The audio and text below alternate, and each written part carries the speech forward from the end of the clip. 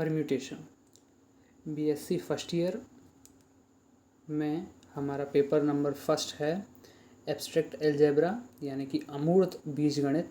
उसकी सिलेबस की first unit दी गई है हमें और उसके अंदर एक टॉपिक आता है परम्यूटेशन ग्रुप। इस परम्यूटेशन ग्रुप को हम पढ़ने जाएं उससे पहले हमें यहाँ पे दो चीज़ें पढ़नी होती हैं। इसे हम पढ़ेंगे, इससे पहले हमें यहाँ पे दो चीज़ें समझनी होती हैं। एक तो ग्रुप की प्रॉपर्टीज़ यानी कि ग्रुप की जितनी भी प्रॉपर्टीज़ हैं, ग्रुप क्या होता है, ग्रुप से रिलेटेड जो भी थिंग्स हैं हम सारी हमें पता होनी चाहिए। तो सबसे पहले हमारा ग्रुप क्लियर होना चाहिए, उसके बाद में ही हम आगे बढ़ सकते हैं परम्यूटेशन ग्रुप पढ़ने के लिए। अगर परम्यूटेशन ग्रुप पढ़ना है तो हमें दो वर्ड्स बिल्कुल ही कम्प्लीटली डेफिनेशन इनकी पता होनी चाहिए। एक तो हमारा परम्यूटेशन यानी कि क्रमचय और दूसरा हमारा ग्रुप। ग्रुप हम पहले पढ़ चुके हैं और इसके बाद में हमारा ग्रुप पढ़ने के बाद में हमें पढ़ना होता है परम्यूटेशन ग्रुप। तो परम्यूटेशन ग्रुप अगर हम पढ़ने जाएंगे तो उसकी डेफिनेशन देखने के लिए हमारे पास दो वर्ड होंगे, एक परम्यूटेशन होगा और एक ग्रुप होगा। ठीक है, परम्यूटेशन की अगर हम थोड़ा सा खाका देखें जो हम 11th-12th में पढ़ के आते हैं तो परम्यूटेशन का मतलब होता है क्रमचय, यानी कि ऐसी इसके अंदर हमारा जो मैटर करता है वो होता है हमारा ऑर्डर। यानी कि अगर आप कहीं भी परम्यूटेशन लेके चलते हो तो परम्यूटेशन का मतलब होता है वहाँ आपका ऑर्डर मैटर करेगा ही करेगा, ये हमारा होता है। ठीक है, इसे हम कई बार परम्यूटेशन को हम NPR, एक फार्मूला होता था NPR वाला, ये फार्मूला हम 11th-12th के अंदर पढ़ के आए हैं और उससे यूज़ करते थे और परम्यूटेशन निकालते थे। यहाँ पे हम एब्स्ट्रैक्ट अलजेब्रा के अंदर जब परम्यूटेशन का यूज़ करते हैं तो थोड़ा सा थ्योरेटिकल मेथड के अंदर करते हैं। यानी कि यहाँ पे हम सिर्फ न्यूमेरिकल मेथड जो अभी तक हम 11th-12th के अंदर ये वाला पढ़ के आए हैं, सिर्फ इसे ही ना लेके एक थ्योरेटिकल मेथड भी थोड़ा सा लेके चलते हैं। अगर थ्योरेटिकल मेथड हम पढ़ने जाएं तो थ्योरेटिकल मेथड के अंदर सबसे पहले हमें परम्यूटेशन की डेफिनेशन पता होनी चाहिए। उसके बाद में हमारा नेक्स्ट टॉपिक आता है परम्यूटेशन ग्रुप, यानी कि परम्यूटेशन को आप एब्स्ट्रैक्ट अलजेब्रा के अंदर कैसे समझते हैं वो हमें पता होना चाहिए। और उसके बाद में आता है हमारा नेक्स्ट टॉपिक परम्यूटेशन ग्रुप यानी कि क्रमचय ग्रुप। तो परम्यूटेशन समझेंगे हम सबसे पहले। परम्यूटेशन समझने के लिए हमारे पास परम्यूटेशन की डेफिनेशन दी गई है और परम्यूटेशन की डेफिनेशन अगर हम पढ़ें तो देखो एक बार पढ़ते हैं। किसी परिमित समुच्चय S से उसी पर परिभाषित एक एकैकी आच्छादक फलन S का एक क्रमचय समुच्चय कहलाता है। यानी कि एक परम्यूटेशन अगर हम देखें तो परम्यूटेशन हमारा क्या होगा, कोई भी एक सेट दे रखा होगा S, एक सेट दे रखा है S, हमारे पास एक सेट है कोई भी और S, और इसके अगर आप ये सेट होगा और इसके एलिमेंट मान लेता हूँ मैं A1 A2 A3 dash dash dash, ये हमारे S के एलिमेंट हो गए हैं। यहाँ पे S के ये हमारे एलिमेंट हो गए हैं। ठीक है, इस S के एलिमेंटों को अगर हम लिखें तो हम ऐसे लिख सकते हैं A1 A2 A3 और आगे डैश डैश डैश। ठीक है, ऐसे लिख सकते हैं। और इनके लिए अगर जब S के एलिमेंट को आप किसी भी एक फंक्शन f के अंदर रखते हो तो कहीं ना कहीं आपको कोई रिजल्ट मिलता है, कोई आउटपुट मिलता है। और इस आउटपुट को अगर हम देखें तो A1 को यदि आप f के अंदर रखते हो तो आपको क्या मिल रहा है, f ऑफ A1 मिल रहा है। ठीक है, ऐसे ही यहाँ पे f ऑफ A2 मिल रहा है और यहाँ पे नीचे आपको मिल जाएगा f ऑफ A3 और डैश डैश डैश आप यहाँ पे n तक चले जाओगे, है ना। तो यहाँ पे ये f ऑफ 3 मिल जाएगा। ऐसे आपको f ऑफ 3 मिल चुका है। ठीक है, ऐसे मिल जाएगा। ये मिलने के बाद में अब ये हमारा f, ये जो हमारा f एक फंक्शन है, ये ही हमारा क्या कहलाएगा, परम्यूटेशन कहलाएगा। ये ही हमारा क्या कहलाएगा, परम्यूटेशन कहलाएगा। यानी कि यही हमारा क्रमचय कहलाता है। कब कहलाता है, जब ये एकैकी और आच्छादक दोनों हो। यानी कि एकैकी भी होना चाहिए और आच्छादक भी होना चाहिए। अब एकैकी आच्छादक क्या होता है ये थोड़ा सा हमें समझना चाहिए। और ये हमारी दोनों जो टर्म है एकैकी और आच्छादक, ये हमारी फंक्शन के लिए यूज होती हैं। ठीक है, तो अगर हम देखें तो एकैकी का मतलब ये होता है कि ये फंक्शन f का हम अगर प्रांत देखें तो प्रांत हमारा ये रहा। यानी कि जो हमारा इसका डोमेन है A1 A2 A3 dash dash dash AN तक, और इसकी जो रेंज है f of A1 f of A2 f of A3 dash dash dash. तो हर एक प्रांत के हर एक एलिमेंट का हमारा संबंध किसी परिसर के किसी ना किसी एक अवयव से होना ही चाहिए। जैसे A1 का अगर हम देखें तो F की मदद से ये F ऑफ A1 से इसका संबंध है। ऐसे A2 का देखें तो F ऑफ A2 के साथ में है, और F ऑफ A3 का देखें तो F ऑफ A3 के साथ में। ऐसे एक एलिमेंट का हमारा रेंज के किसी ना किसी एक एलिमेंट के साथ में रिलेशन है, तो ये हमारा फंक्शन f एकेकी हो जाता है।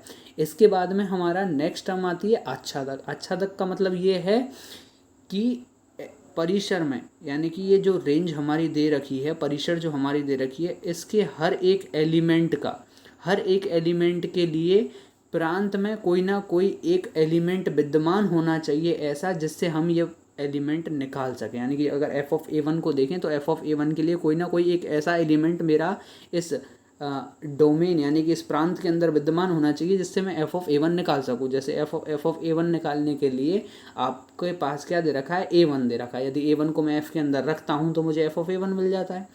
A2 को रखूँगा तो f ऑफ A2 मिल जाता है। A3 को रखूँगा तो f ऑफ A3 मिल जाता है। ऐसे डैश डैश डैश लेके चलेंगे, और लास्ट में यदि मैं f ऑफ AN चाहिए मुझे, तो इसके लिए डोमेन में कोई ना कोई इसका एलिमेंट विद्यमान है। हाँ है, बिल्कुल। कौन सा विद्यमान है, AN एलिमेंट विद्यमान है। AN एलिमेंट को यदि आप f फंक्शन के अंदर रखते हो तो आपको क्या मिलेगा, f ऑफ AN मिलेगा। यही होती है हमारी एकेकी और आच्छादक की डेफिनेशन। यानी कि एकेकी क्या होता है और आच्छादक क्या होता है, ये समझ में आ गया। अब एक ऐसा फंक्शन f जो एकेकी भी है, यानी कि हर एक डोमेन के एलिमेंट के लिए हर एक डोमेन का एलिमेंट रेंज के किसी न किसी एक एलिमेंट से क्या है, हमारा कनेक्टेड है, तो ये हो जाएगा एकेकी। और आच्छादक का मतलब ये हुआ कि हर एक रेंज के एलिमेंट यानी कि परिसर के हर एक एलिमेंट के लिए कोई ना कोई डोमेन में एक ऐसा एलिमेंट विद्यमान होना चाहिए, जिससे हम क्या निकाल सकें, रेंज के उस एलिमेंट को निकाल सकें। तो अगर ऐसा होने पर हमारा ये जो फंक्शन f होता है वो क्या हो जाता है, एकेकी आच्छादक हो जाता है।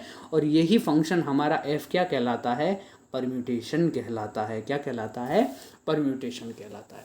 यहाँ तक हमें समझ में आ गया, ठीक है। यहाँ तक समझ में आने के बाद में अब हमारे पास नेक्स्ट स्लाइड में देखते हैं कि हम परम्यूटेशन को एब्स्ट्रैक्ट अलजेब्रा के अंदर कैसे डिनोट करते हैं। अगर इसे डिनोट करने जाएं तो देखो f, यहाँ पे f सिंपली ऐसे f लिखते हैं, और इसके लिए अगर मैं देखूं तो इसके जो डोमेन यानी कि हमारे प्रांत के जो एलिमेंट होते हैं उन्हें हम ऐसे लिख सकते हैं, A1 A2 A3 dash dash dash AN, ऐसे लिख सकते हो आप। और उसके बाद में यहाँ पे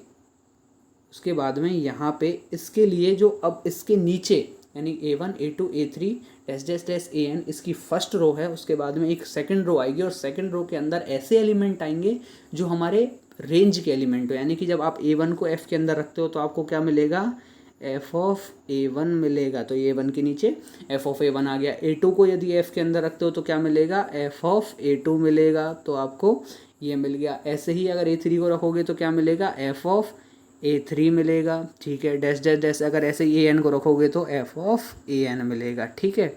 ये मिल गया, और ये मिलने के बाद में इस पूरी टर्म को हमने क्या कर दिया, बंद कर दिया। तो ये जो पूरा का पूरा हमारे पास निकल के आती है, इसे ही हम क्या बोलते हैं, परम्यूटेशन बोलते हैं। एब्स्ट्रैक्ट अलजेब्रा के अंदर परम्यूटेशन को कैसे लिखते हैं, इस तरीके से लिखते हैं। और हमेशा याद रखना होगा कि हमारा जो ये f होता है कहीं ना कहीं एक फंक्शन ही होता है, और ये फंक्शन किस टाइप का फंक्शन होता है, एकेकी आच्छादक रूप का फंक्शन होता है, ठीक है। ये हमारा परम्यूटेशन डिनोट करने का तरीका होता है। तो ये हमारा परम्यूटेशन होता है एक, और इस परम्यूटेशन को अगर देखें तो हम इस तरीके से डिनोट करेंगे। देखो ये हमारे डेफिनेशन के अंदर दिया हुआ है। f को डिनोट करने जाओगे तो A1 A2 A3 dash dash dash AN इसके प्रांत के अवयव हैं, और इन प्रांत के अवयवों को अगर आप f के अंदर रखते जाते हो तो f of A1 f of A2 f of A3 dash dash dash f of AN मिलते जाएंगे। और ये पूरा का पूरा जो हमारे पास निकल के आता है, इसे हम क्या बोलते हैं, इसे हम बोलते हैं क्रमचय या परम्यूटेशन, ठीक है। यहाँ तक आया समझ में, हाँ।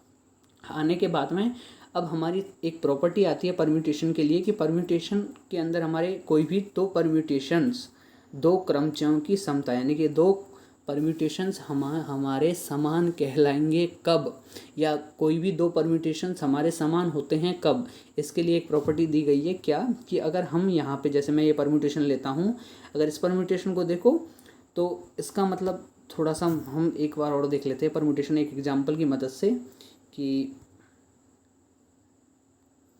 परम्यूटेशन जैसे मैंने यहाँ पे हमारी पूरी डेफिनेशन देख रखे थे, उसी के साथ साथ अब मैं यहाँ पे एक एग्जांपल लेके चलते हैं। एग्जांपल का मतलब ये हुआ कि f इक्वल्स टू हम कैसे लिख सकते हैं 1 2 3, ठीक है। उसके बाद में मैंने लिख दिया 3 2 1, ठीक है, ये मैंने लिख दिया। तो अब ये पूछना पड़ेगा या हमें देखना पड़ेगा कि क्या ये एक परम्यूटेशन है। परम्यूटेशन है तो दे रखा है, ठीक है, परम्यूटेशन का एक एग्जांपल है तो परम्यूटेशन होगा, क्योंकि ये एक और आच्छादक है तो है, इसका मतलब ये क्या हो गया, हमारा परम्यूटेशन हो गया। एक का मतलब ये हुआ कि एक के लिए ऊपर के जितने भी एलिमेंट हैं 1 2 3, इनके लिए कोई ना कोई एक ही एलिमेंट हमारा क्या है, इससे रिलेटेड है। जैसे 1 से रिलेटेड है 3, 2 से रिलेटेड है 2 और 3 से रिलेटेड है 1, तो ये हमारा एक ही हो गया। आच्छादक का मतलब ये हो गया 3 2 और 1 के लिए कोई ना कोई ऊपर हमारा एक एलिमेंट विद्यमान होना चाहिए, जो कि है 1 है 2 है और 3 है। तो ये कहीं ना कहीं हमारे क्या हो गए, यहाँ पे एक परम्यूटेशन ग्रुप हो गया। परम्यूटेशन हो गया। परम्यूटेशन होने के बाद में थोड़ा सा समझ दो कि ये होता क्या है एक्चुअल में, कि अगर आप एक को, यानी कि ऊपर दिया हुआ हमारा ये जो नंबर है 1, यदि मैं एफ के अंदर एफ फंक्शन के अंदर यदि मैं 1 को रखता हूँ तो मुझे क्या मिलेगा, 3 मिलेगा। ऐसे ही यदि f के अंदर मैं 2 रखता हूँ तो मुझे यहाँ पे देखो क्या मिल रहा है, 2 मिल रहा है, तो क्या मिलेगा, 2 मिलेगा। और ऐसे ही यदि मैं f के अंदर यहाँ पे 3 को रखता हूँ तो मुझे कितना मिलेगा, 1 मिलेगा, जो कि मुझे मिल रहा है। ये होता है हमारे पूरे परम्यूटेशन का मतलब, यानी कि f की जो आउटपुट होते हैं वो नीचे होते हैं और जो इनपुट होते हैं वो हमारे ऊपर वाली रो में होते हैं, ठीक है। ये होता है हमारा पूरा परम्यूटेशंस। अब यहाँ पे परम्यूटेशन आने के बाद में परम्यूटेशन के समता या परम्यूटेशन दो हमारे कब इक्वल कहलाते हैं ये देखना है हमें। तो कब कहलाएंगे कि अगर यहाँ पे परम्यूटेशन पहला दिया हुआ है 1 2 3 4 और नीचे 2 3 4 1, यानी कि 1 का रिलेशन है मेरा 2 के साथ में, 2 का रिलेशन है 3 के साथ में, 3 का 4 के साथ में और 4 का 1 के साथ में, ये रिलेशन है। अगर आप ऊपर की किसी भी यानी रो के ऊपर वाली जो हमारी टर्म चलो डेफिनेशन देखते हैं पहले। डेफिनेशन अगर आप देखोगे तो यहाँ से ऐसे देख लो कि n घातों के 2 क्रमचय f तथा g तुल्य या समान कहलाते हैं यदि f of a equals to g of a दे रखा है।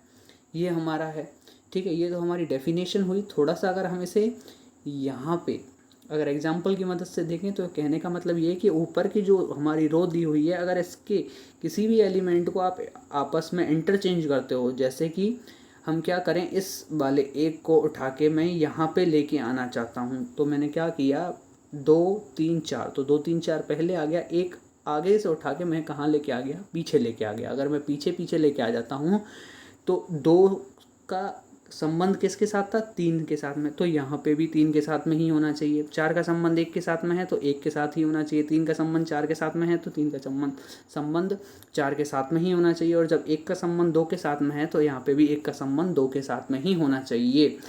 अब ये जो पूरा परम्यूटेशन है और ये परम्यूटेशन है आपस में इक्वल हैं, कोई भी डिफरेंस नहीं है। सिर्फ डिफरेंस किसका है कि यहाँ पे हमारा एक आगे की तरफ लेके चलें और यहाँ पे पीछे की तरफ लेके चलें। इसका मतलब ये हुआ कि अगर आप कोई भी एक एलिमेंट को उसकी किसी दूसरी जगह पे यदि रखते हो और रखने के साथ साथ उसकी जो भी वैल्यू दे रखी है वो अगर आप चेंज नहीं करते हो तो आपके परम्यूटेशन में कोई भी चेंज होने वाला नहीं है। वही परम्यूटेशन रहता है जो पहले था, यानी कि सेम परम्यूटेशन रहता है। यही हमारा क्या कहलाता है, परम्यूटेशन की समता कहलाती है, यानी कि क्रमचयों की समता कहलाती है। अब अगर मैं इसका नेक्स्ट एग्जाम्पल देखूँ, नेक्स्ट एग्जाम्पल की मदद से अगर हम इसे करें तो देखो अब ऐसे करते हैं कि अब हम यहाँ पे इस 3 को आगे की तरफ लेके आ जाते हैं। यानी कि यहाँ पे मैं क्या कर रहा हूँ, देखो यहाँ पे हम क्या कर रहे हैं, 3 को जैसे मैंने इसे 2 4 3 1 जो दे रखा है ऊपर 2 4 3 1, मैं इसे ऐसे लिखना चाहता हूँ 3 1 4 2 लिख सकते हो।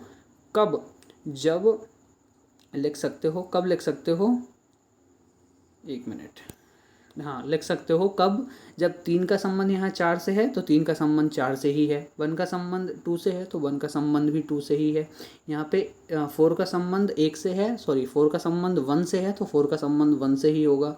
और यहाँ पे अगर 2 का संबंध 3 से है तो यहाँ पे भी 2 का संबंध 3 से ही होगा। यानी कि इसमें और इसमें कोई फ़र्क नहीं है, दोनों ही हमारे जो परम्यूटेशन या हमारे क्रमचय दे रखे हैं वो आपस में क्या हैं, समान है। क्यों, क्योंकि हर एक एलिमेंट का जो रिलेशन है वो अपने वाले रेंज के एलिमेंट से ही है। तो ये क्या कहलाते हैं, आपस में समान परम्यूटेशन या परम्यूटेशंस की समता का एक गुणधर्म कहलाता है। ठीक है, यहाँ तक समझ में आया। उसके बाद में अगर हम एक एग्जांपल की मदद से देखें परम्यूटेशन को, कि अगर यहाँ पे एक सेट दे रखा है मेरा क्या, a इक्वल्स टू 0 1 2 3, ठीक है, तथा f कोई भी एक ऐसा फंक्शन है जो किस से किस में है, a से a में ही होना चाहिए, जो कि सही है।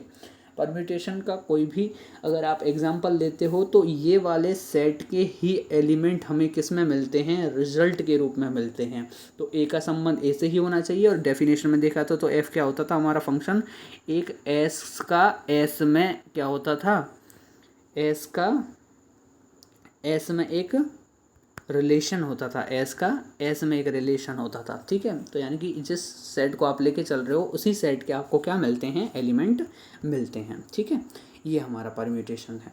अब यहाँ पे परम्यूटेशन के लिए हमारे सेट के एलिमेंट लिखने होते हैं। सबसे पहले f लिखा, फिर उसके बाद में सेट के एलिमेंट लिखे 0 1 2 और 3 हमने लिख दिए। उसके बाद में हमें नीचे वाली रो में मिलते हैं आउटपुट, हमें मिलते हैं आउटपुट, यानी कि f में अगर आप इसकी वैल्यू रखते हुए जाते हो तो आपको इसका रिजल्ट मिलता जाता है। लेकिन f कोई भी एक फंक्शन है, जो फंक्शन है वो हमें पता होना चाहिए कि किस टाइप का फंक्शन है, तभी आप उस फंक्शन में इन 0 1 2 3 यानी कि एक ही एलिमेंट को रख के इसकी वैल्यू निकाल सकते हो। तो यहाँ पे जो मेरा f फंक्शन दिया हुआ है किस टाइप का दिया हुआ है, f of x equals to x plus 4 2 plus 4 का मतलब ये होता है, यहाँ पे इसे हम बोलते हैं मापांक संक्रिया बोलते हैं, यानी कि चार की योग मापांक संक्रिया। इसे हम क्या बोलेंगे, 4 की योग मापांक संक्रिया। यानी कि अगर आप x और 2 को ऐड करते हो और अगर वैल्यू 4 से कम आती है तो वो एज इट इज़ रहेगी। यानी कि अगर आपने x और 2 को जोड़ा, यानी कि x की जगह अगर मैं 1 लेके चलता हूँ और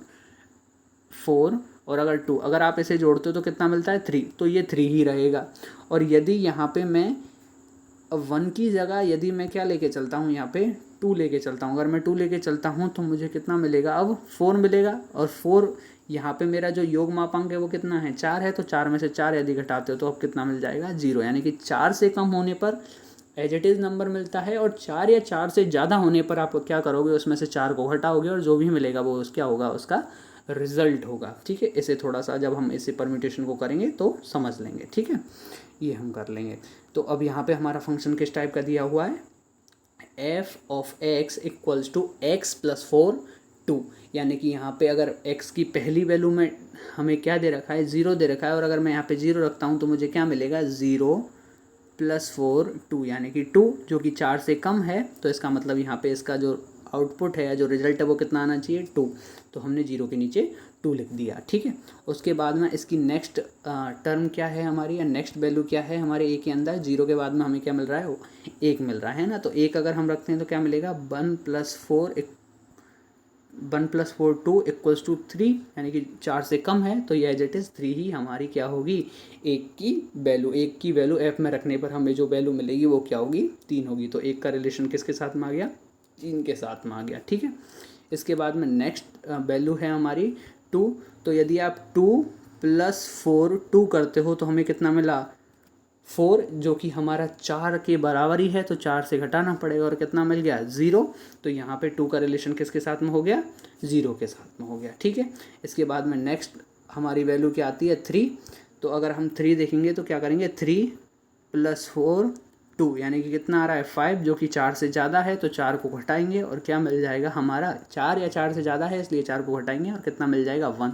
तो हमारा 3 का रिलेशन किसके साथ में आ गया, 1 के साथ में। तो क्या मिल गया, यहाँ पे 1 मिल गया। और इससे मिलने के बाद में जो ये हमारी पूरी टर्म मिलती है, जो ये हमारी f इक्वल्स टू 0 1 2 3, और उसके बाद में नीचे वाली रो में क्या है, 2 3 0 1, ये पूरा का पूरा हमारा एक क्या कहलाता है, परम्यूटेशन कहलाता है। क्या कहलाता है, परम्यूटेशन कहलाता है। तो परम्यूटेशन क्या होता है समझ में आ गया।